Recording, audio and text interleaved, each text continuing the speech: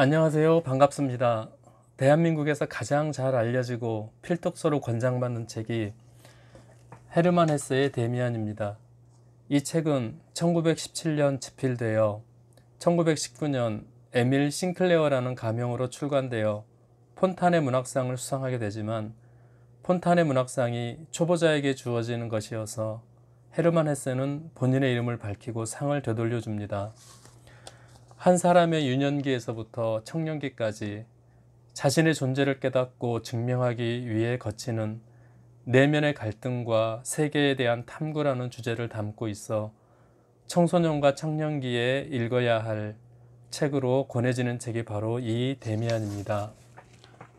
이 책은 크눌프와 함께 헤르만 헤세의 방랑을 대변하는 작품으로 볼 수 있습니다. 크눌프가 외적인 방랑을 묘사했다면 데미안은 바로 내면의 고뇌와 갈등을 그렸다고 볼 수 있습니다. 싱클레어가 성장해가는 과정에서 몇 사람을 만나게 되는데요. 따뜻하고 경건한 분위기의 가정 안에서 싱클레어는 자라게 됩니다. 가정 안의 빛과 따뜻함 가운데 살지만, 그러나 인정받고 싶은 우쭐한 마음에 사과를 훔쳤다고 거짓말한 것 때문에 프란츠 크로모에게 약점을 잡혀 어둠의 노예로서 끌려다녀야 하는 이 양단의 상황에서 데미안이 나타나 싱클레어를 크로모의 소나기로부터 구해줍니다.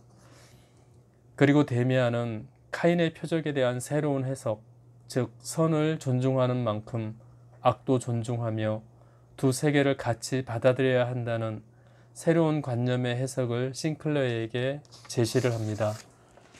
데미안이 제시한 선과 악의 단일성에 대한 이해와 수용을 감당할 수는 없었지만, 점차 싱클레어는 그의 새로운 해석을 조금씩 받아들이게 됩니다.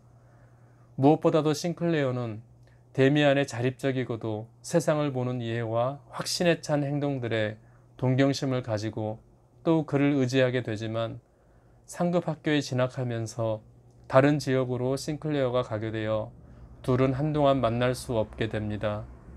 이 시기에 싱클레어는 자립적 사고와 자아에 대한 확신을 데미안에게 의존했지만, 그의 부재로 인한 공허함 때문에 술에 의존하게 되고 긴 방황의 불량 학생기를 보내게 됩니다.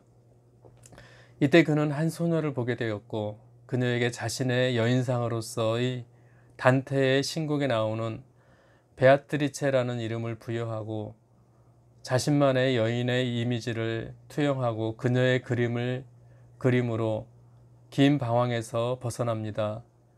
그러나 그가 그린 그림은 결국 데미안이었다는 것을 발견하게 됩니다.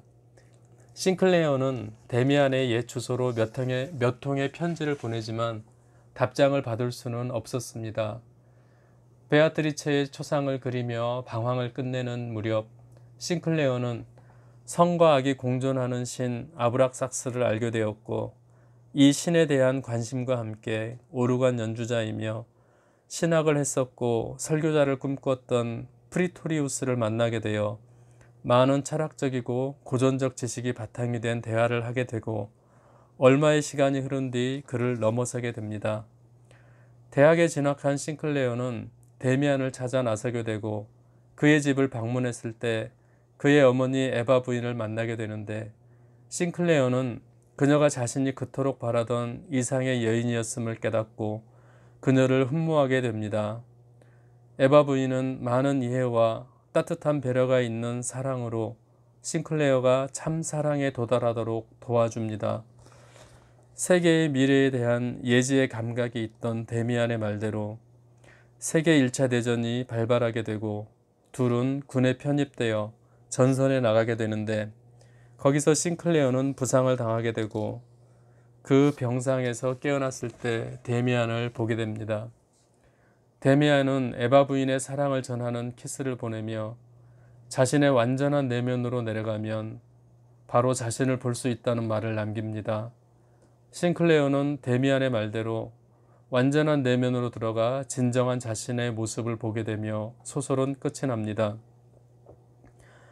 진정한 자아를 찾아가는 한 소년의 내면을 그린 이 소설은 그 이유 때문에 많은 사랑을 받고 있습니다. 특별히 새는 알에서 나오려고 싸운다. 알은 곧 세계이다. 태어나려고 하는 자는 하나의 세계를 파괴하지 않으면 안 된다. 이 대목은 무언가를 추구하는 사람들에게 큰 도전을 주는 말로 회자되는 유명한 문구입니다.